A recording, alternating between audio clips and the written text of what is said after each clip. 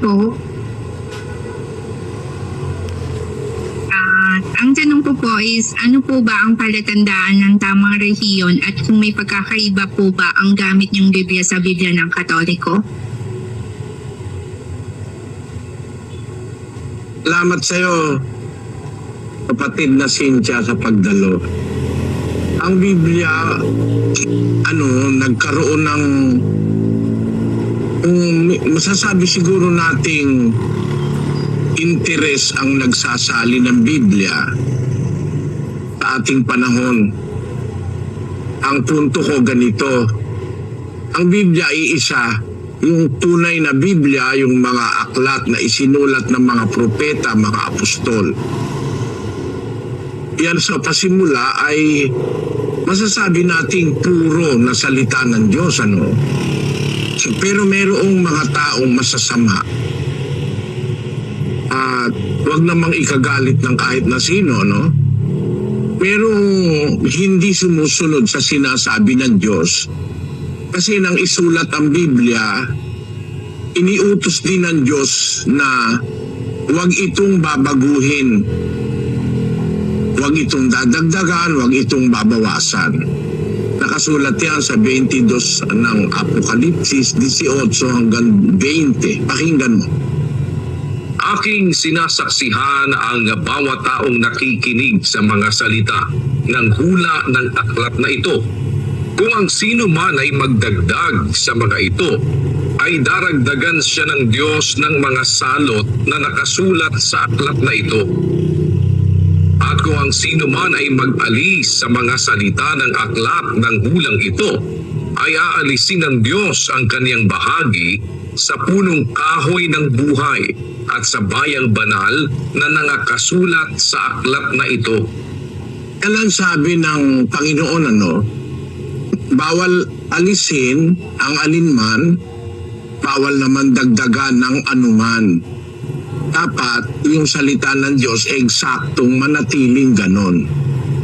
Salamat naman sa Panginoon, yung kanyang layo na ang salita niya makarating. Actually kasi, ang salita ng Diyos, ang intention, kaya ipinasulat yan para makarating sa lahat ng mga taong papanganak pa, na ipanganak na, nabubuhay, mabubuhay, hanggang sa katapusan. Yun ang intensyon ng pagkakasulat ng Biblia. Sa Isayas, ang sabi doon sa Kapitulo 30, ganito, Kapitulo 8. Ngayoy yumaon ka, isulat mo sa harap nila sa isang tapyas na bato at ititik mo sa isang aklat upang manatili sa panahong darating na walang hanggan. Ayun, ang layunin ng Diyos, kaya nung una, sa panahon ng mga propeta, ipinasulat niya sa mga tapyas ng bato. Wala kasing writing instruments noon na matibay para maingatan yung salita ng Diyos, maliban sa mga bato.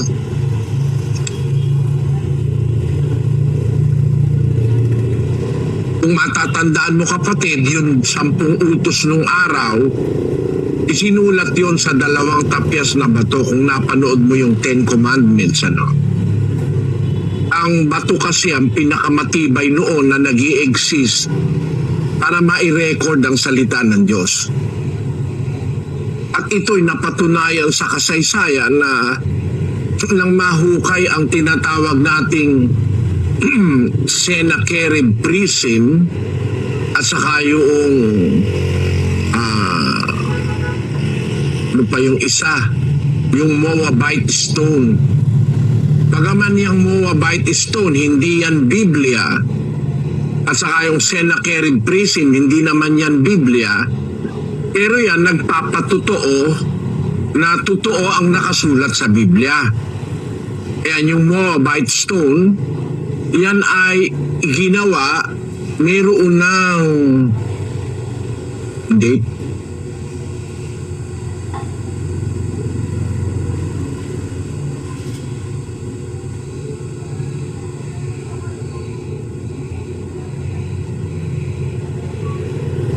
nasa kapatid na Daniel, yung concluding portion ng information tungkol sa Moabite Stone. Kasi Ito po, this ancient monument recording the heroic struggles of King Mesha with Omri and Ahab was erected about BC 900. BC 900, ibig sabihin siyam na raang taon bago pa dumating sa pagkakatawan taon Panginoong Hesus, ang Moabite Stone ay ginawa na, ibig sabihin magta-3,000 o 3,000 taon na yan, ano? Pero nakapreserve dyan yung informasyon na nakasulat sa Biblia sa Ikalawang Hari 3:4 hanggang 27. Isang bato na nagpapatunay na yung nakasulat sa Biblia ay totoo. Noong mga panahon na yon, wala pang mga relihiyon na kagaya sa ating panahon na may kakayahan na magsalin ng kanilang sariling Biblia.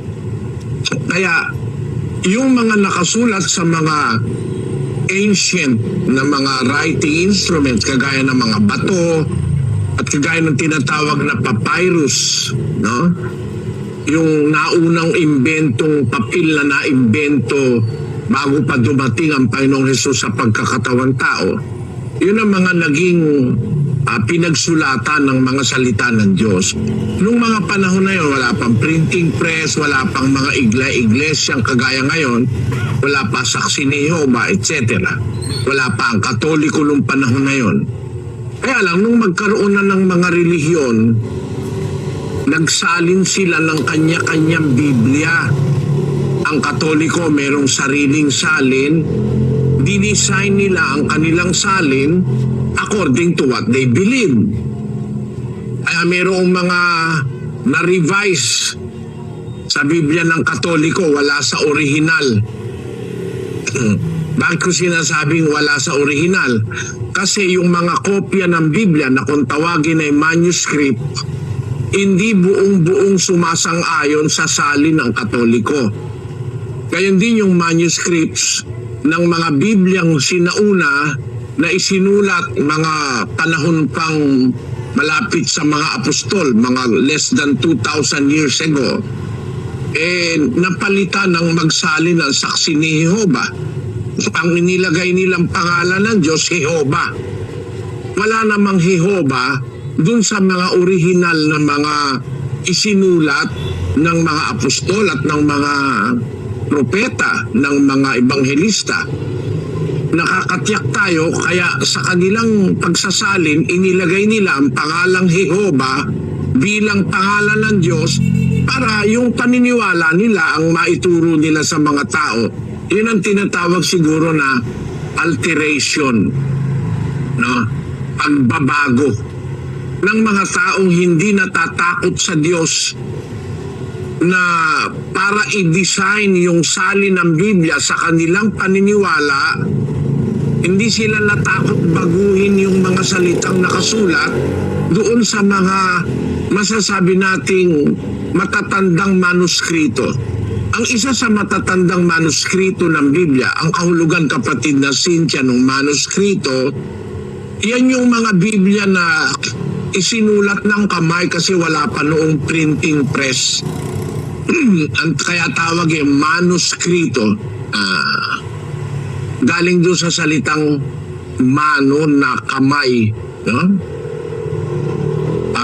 Isinulat ng kamay. Isa dyan sa pinakamatandang yan na Biblia, noong wala pang Katoliko, wala pang mga iba-ibang iglesia. Ang isa dyan yung tinatawag nating Oxyrhynchus Papyrus na isinulat noong 3rd century. Ang pangalawa yung Codex Sinaiticus na isinulat noong 300 AD on the 4th century. Malapit na malapit pa yan sa mga apostol kasi ang panahon ng mga apostol yung 1st century. Yung Codex Sinaiticus sa 4th century sa umpisa ng 300 AD. Actually, sinulat yan 330 AD inumpisa ang isulat yung Codex Sinaiticus. Ang ibig kong ipunto, kapatid, diyan sa Codex Sinaiticus, naingatan yan yung mga Biblia na yan. Meron pang mga Biblia na naingatan bago pa nagkatawang tao si Kristo, na diskubri sa ating panahon, tinatawag na Dead Sea Scrolls. Natuklasan noong 1947, nakatago yung mga kopya ng mga aklat sa Biblia sa mga tapayan. Yung bang, ano ba tawag doon sa English? Mga earthen jars, mga tapayan, na-discover doon sa malapit sa Dead Sea. Nakalagay doon sa loob ng mga tapayan na yon, yung earthen jars, ang mga kopya ng mga sulat nila Propeta Isaias at iba't ibang bahagi ng Biblia, na i-preserve yan for more than 2,000 or 3,000 years. Sinulat yan kasi 200 years, 2,000 years, kasi sinulat yan 200 years before the birth of Christ. Nakita sa ating panahon. Para nga, ang layo ng Diyos diyan ay makarating ang kanyang salita sa lahat ng salin ng lahi. Basahin natin ang 102:18 ng awit. Ito'y isusulat na ukol sa lahing susunod, at ang bayang lalalangin ay pupuri sa Panginoon. Sabi ng Biblia, ng salita ng Diyos, isinulat yan para sa lahing susunod. Kasama tayo ron. Kasi mamamatay yung mga tinuruan ng Diyos para may maiwang dokumento, ipinasulat sa bato, sa papyrus, at saka sa iba't ibang mapapagsulatan. Actually, nung panahon ni Moises, nung panahon ng mga Israelita, isinusulat yan pati sa entrance ng isang bahay. Mga salita ng Diyos isinusulat pati sa entrance ng isang syudad. Isinusulat yan sa lahat ng pwedeng mabasa ng tao para manatili yan. At masalamat sa Panginoon sa kanyang kapangyarihan, bagaman ang Biblia ay tinangka na sirain ng mga kalaban ng Biblia, merong mga manuskrito, merong mga dokumento, merong mga bato, merong iba't ibang mga nagpapatunay ngayon na yung nakasulat sa Biblia totoo. Ang tanong mo, kapatid na Cynthia, bakit iba't iba ang Biblia na gamit ng iba't ibang relihiyon? Kasi nagkanya-kanya ang maraming tao. Nagtayo ng kanyang sariling relihiyon, tapos gumawa ng kanyang sariling Biblia para iligaw yung tao at pasunurin sa gusto niyang pagpasunuran. Yan ang nangyari sa nagdaan. Pero kung meron tayong duda sa isang salin ng Biblia, gaya halimbawa, sa salin sa Tagalog, may tama na parte, may maling parte. Sa salin sa English, may tamang parte, may maling parte. Sa salin sa Latin, may tamang parte, may maling parte. Sa salin sa English, ganun. Sa salin sa lahat halos. Babalik ka doon sa pinagkuhanan ng mga salin para mas malapit ka doon sa original. Kasi meron nga tayong mga manuscript na naingatan na nasa ating panahon. Isa diyan nakita kong personal doon sa London, sa British Library, yung tinatawag na Codex Sinaiticus, na isinulat na malapit sa panahon ng mga apostol, less than mga 300 years o 200 years from the time of the apostles, na isulat na yung Codex Sinaiticus. Ayun yung kanyang mga original na photocopy nung Biblia na yon. Nagkakalugas-lugas na pero buo pa rin siya. Ganon din naman yung Dead Sea Scrolls. Yung pinagsulatang papyrus parang nagiging abo na sa tanda na, pero nakuha pa rin nila yun ngang mga nabura ng mga letra dyan. Sa pamamagitan ng modern technology, nabasa pa rin nila Kung titignan mo by your own naked eye, wala nang nakasulat, parang burado na eh. Pero nung ilagay nila sa ilalim ng microscope, nabasa pa nila yung mga letra ng tinta na nabura na. Kaya salamat sa Diyos, merong ganyan. Meron tayong babalikan.